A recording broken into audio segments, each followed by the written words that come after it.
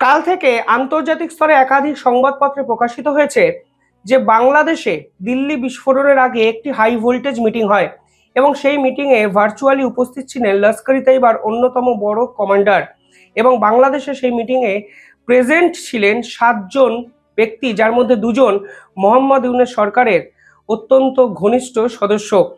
এবার এরপর যে খবরগুলো আমাদের সামনে আসে তা হলো যে মুর্শিদাবাদ হয়ে বাংলাদেশ থেকে কিন্তু বিস্ফোরক ঢুকিয়ে দেওয়া হয়েছিল দিল্লি বিস্ফোরণের জন্য।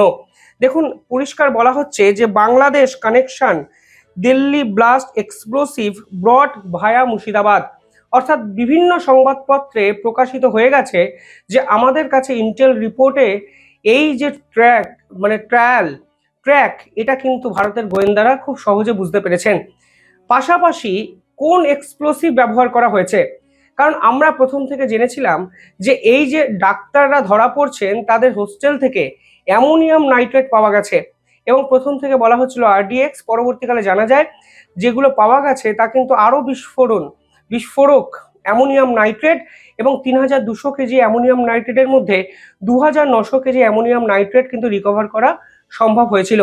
কিন্তু কালকে সকলকে চমকে দিয়ে আমরা জানতে পারি যে শুধুমাত্র অ্যামোনিয়াম নাইট্রেট নয়, ভারতের ফরেন্সিক এক্সপার্টরা বলছেন এই পুরো বিস্ফোরণে মাদার অফ স্যাটার্ন বোম ব্যবহার করা হয়েছিল এবং সম্ভবত বাংলাদেশ থেকে যে এক্সপ্লোসিভ ঢোকার কথা বলা হচ্ছে এটি কিন্তু সেই বোম যা কিন্তু বিদেশ থেকে ভারতবর্ষে ঢুকেছিল। দেখুন, একাধিক সংবাদপত্রে আজকে হেডিং হয়েছে from London to Brussels to Manchester, mother of Satan emerge in Delhi Red Fort. অর্থাৎ দিল্লি বিস্ফোরণেও অ্যামোনিয়াম নাইট্রেটের পাশাপাশি এই মাদার অফ স্যাটার্ন এই পার্টিকুলার শব্দের প্রয়োগ কিন্তু ফরেন্সিক এক্সপার্টরা করছেন এবং যে বোম সব কিছুকে ছাপিয়ে যেতে পারে এই রকম একটি বিস্ফোরক পদার্থ এই বিস্ফোরণে করা হয়েছিল এবং সম্ভবত তা মুর্শিদাবাদ হয়ে দিল্লি পৌঁছেছিল, এই রকম কিন্তু ধারণা আপাত দৃষ্টিতে গোয়েন্দারা করছেন। এবার এই মাদার অফ স্যাটার্ন মানে কি? দেখুন, মাদার অফ স্যাটার্ন মানে হলো মাদার অফ শয়তান, আপনারা এইভাবে ভাবতে পারেন। এবং একে কেন মাদার অফ শয়তান বলে? কারণ যে বোম ব্যবহার করা হয়েছিল তাকে পোশাকি শব্দে বলা হয় TATP। ফরেন্সিক এক্সপার্টরা বিস্ফোরণ স্থলে এই TATPর অস্তিত্ব কিছুটা পায়।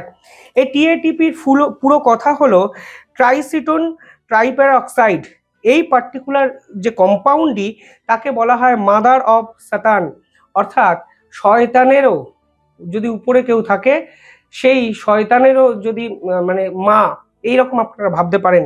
এটি হলো হাইলি ভোলাটাইল অর্গানিক প্যারঅক্সাইড, অর্থাৎ অত্যন্ত ভোলাটাইল একটি পদার্থ। এবং আপনারা শুনলে অবাক হবেন এটিকে বিস্ফোরক হিসেবে ব্যবহার কেন করা হয় জানেন? কারণ খুব সহজেই এটাকে ফাটিয়ে দেওয়া যায়, ফলে এর জন্য নির্দিষ্ট কোনো নিয়ম প্রয়োজন নেই, আপনাকে ডিটোনেটর ইউজ করতে হবে না, খুব সহজে শুধুমাত্র একটু উষ্ণতা দিয়ে এটা কিন্তু এমন বিস্ফোরিত হতে পারে যার ধারণা কিন্তু আপনি করতে অবধি পারবেন না। এই যে এক্সপ্লোসিভের কথা এখন উঠে এলো মাদার অফ স্যাটার্ন, সেই এক্সপ্লোসিভকে নিয়ে যদি আপনারা আরো গভীরে যান তাহলে জানতে পারবেন এটি কিন্তু একাধিক কেমিক্যাল কম্পাউন্ডের মিশ্রণে তৈরি এবং সব কটা কেমিক্যাল কম্পাউন্ড আপনি বাড়িতেও ব্যবহার করতে পারেন, ফলে এটি বানানো অত্যন্ত সহজ। কিন্তু সকলে কিন্তু এটা বানাতে পারে না। মনে রাখবেন, এই মাদার অফ স্যাটার্ন বানাতে গিয়ে অনেকে কিন্তু মারা গেছেন, কারণ এটি আনস্টেবল, আনপ্রেডিক্টেবল, যখন ইচ্ছা যে কোনো উষ্ণতায় ফেটে যেতে পারে। এই পার্টিকুলার মাদার অফ স্যাটার্নে যাকে নিয়ে এত চর্চা হচ্ছে কাল থেকে, সেখানে কিন্তু অ্যাসিটোন থাকে, হাইড্রোজেন পারঅক্সাইড থাকে এবং অ্যাসিড থাকে। অ্যাসিড হিসাবে সালফিউরিক অ্যাসিড এবং হাইড্রোক্লোরিক অ্যাসিড কিন্তু কিছু ক্ষেত্রে ব্যবহার করা হতে পারে। অর্থাৎ যে পদার্থগুলো ব্যবহার করা হয় সেগুলো আমাদের আশেপাশের বিভিন্ন ক্ষেত্রে কিন্তু অ্যাভেলেবেল, কিন্তু এই TATP এটা কিন্তু অ্যাভেলেবেল নয়, এটা কিন্তু আপনাকে বানাতে হবে। এবং মনে করা হচ্ছে এই বানানো বিস্ফোরকটি দিল্লি অবধি কোনো একটি পথ ধরে পৌঁছে দেওয়া হয়েছিল, সেই পথেরই সন্ধান করছেন এখন গোয়েন্দারা। মাদার অফ স্যাটার্ন এই পার্টিকুলার জিনিসটিকে হোয়াইট সুগারের মতো দেখতে, অর্থাৎ একদম মিহি মিহি সাদা পদার্থ এবং এটি অত্যন্ত আনস্টেবল এবং সেন্সিটিভ। এবং আরো ইম্পর্টেন্ট বিষয় হলো এটা আনএক্সপেক্টেডলি ডিটোনেটর ছাড়াই কিন্তু যখন ইচ্ছা ফেটে যেতে পারে এবং অনেকে এটা বানানোর সময় কিন্তু মারা গেছেন। আরো ইম্পর্টেন্ট বিষয় হলো TATP এখন জঙ্গিদের প্রথম পছন্দ। কারণ আপনারা এর যদি বানানোর প্রক্রিয়াটা জানেন তাহলে দেখবেন এমন কিছু পদার্থ দিয়ে এটা বানানো যায় যা কিন্তু মার্কেটে অ্যাভেলেবেল। ফলে আপনাকে কোনো আধার কার্ড বা ভোটার কার্ড বা আইডেন্টিটি কার্ড দিতে হচ্ছে না এই পদার্থগুলো কেনার জন্য। আমি একটা ছোট্ট উদাহরণ দিই, নেল পালিশ রিমুভার, যেটা মহিলারা সাধারণত নেল পালিশ তুলতে ব্যবহার করেন, সেইখানে কিন্তু অ্যাসিটন নামক পদার্থটি ব্যবহার করা হয়। সেই অ্যাসিটন কিন্তু এই মাদার অফ স্যাটার্ন অর্থাৎ এই ধরনের বিস্ফোরক তৈরিতে ব্যবহার করা হয়। পাশাপাশি হেয়ার ব্লিচ অর্থাৎ চুলে যখন কালার করা হয় বা ব্লিচ করা হয় সেখানে কিন্তু হাইড্রোজেন পারঅক্সাইড থাকে। ফলে এই ব্লিচ এবং নেল পালিশ রিমুভার একটা বোম তৈরি করতে পারে, তা ভাবলে হয়তো আপনারা অনেকেই চমকে যাচ্ছেন। এবং যে অ্যাসিড এই বোম তৈরি করতে ব্যবহার করা হয় সেই অ্যাসিড হলো আমাদের ঘরের ব্যবহার্য অ্যাসিড। ফলে খুব সহজে দোকান থেকে কিন্তু কেনা যায়। আরো ইম্পর্টেন্ট বিষয় কি জানেন কেন জঙ্গিরা এটাকে পছন্দ করে? কারণ এটাকে আপনি ডিটেক্ট করতে পারবেন না।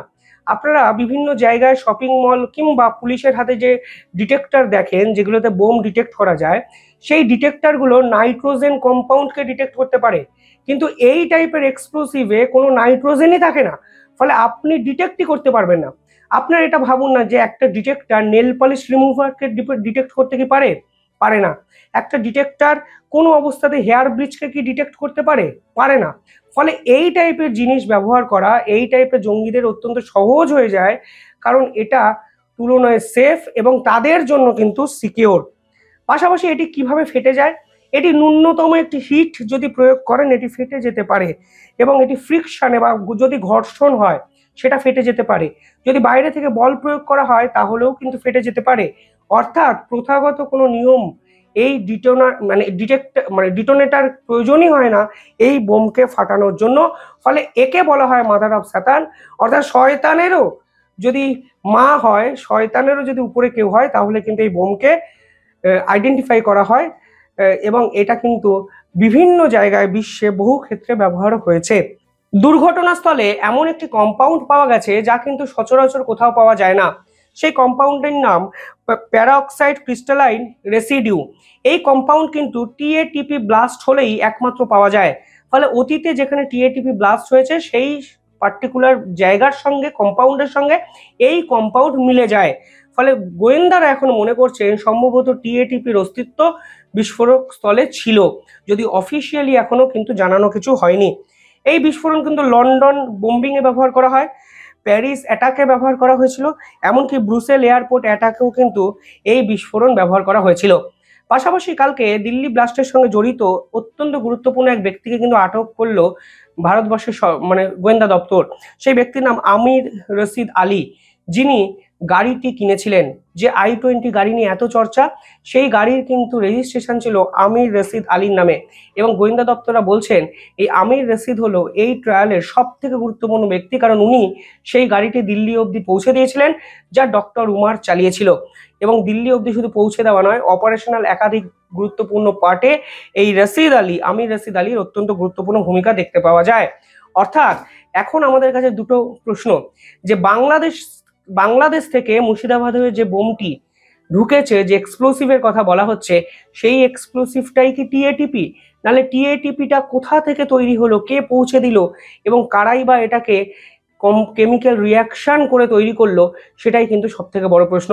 তবে যাই হোক, দিল্লি বিস্ফোরণ কাণ্ড নিয়ে রেগুলার আপডেট আমি আপনাদের সামনে নিয়ে আসছি, আপনাদের জানা উচিত এগুলো।